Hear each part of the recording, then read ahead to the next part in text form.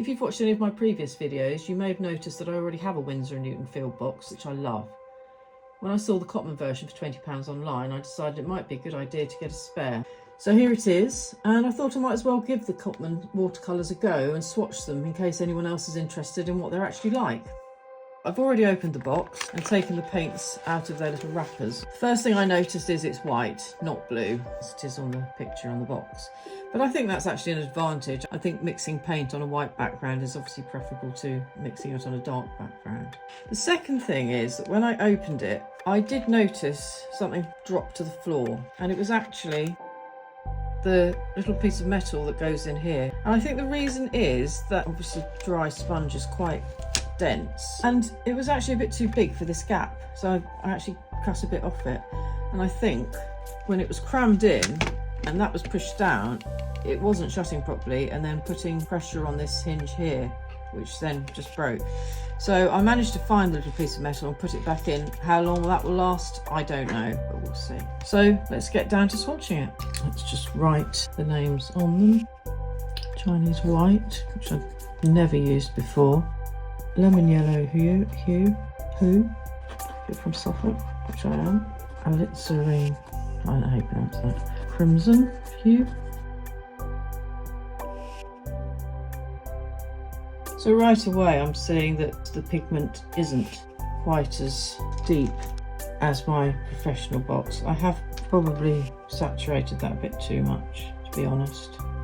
Probably getting people watching at home saying, oh my goodness, how much water is she putting on here? May also have been a good idea to spray them first. Right, here's the pointless one. That's nice. They're actually really nice colours. I'm thinking I'm going on holiday next week, and I'm debating which watercolours to take with me because I'll be on a plane, and I don't want to lose, well, I don't want to lose any of them because I like them all. That's really nice. I've never used this colour, but I think I'm going to. It's very pretty. So I'm thinking this box might be the one that I take with me, because if it breaks or it gets lost, it's not the most expensive thing to replace. But these are great. And, you know, realistically, I'm going on holiday with a friend. I don't know how much time I'll be spending sketching.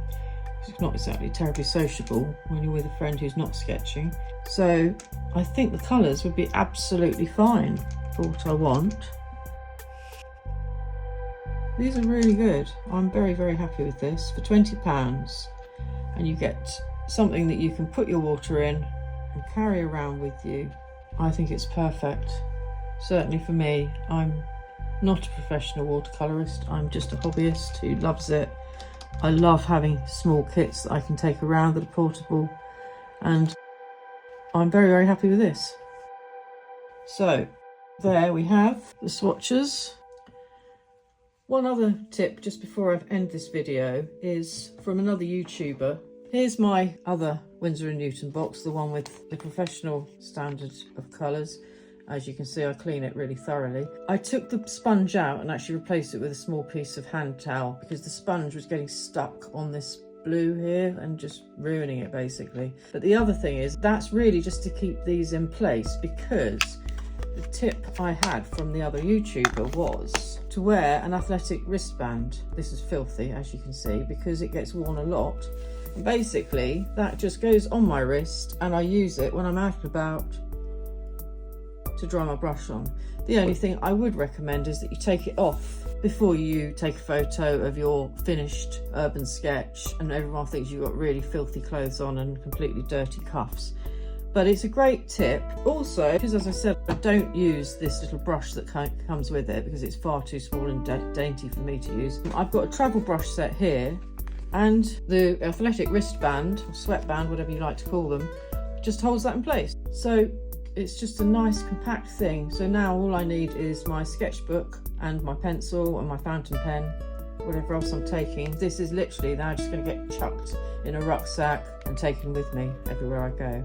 I hope you've enjoyed the video, and thanks very much for joining me.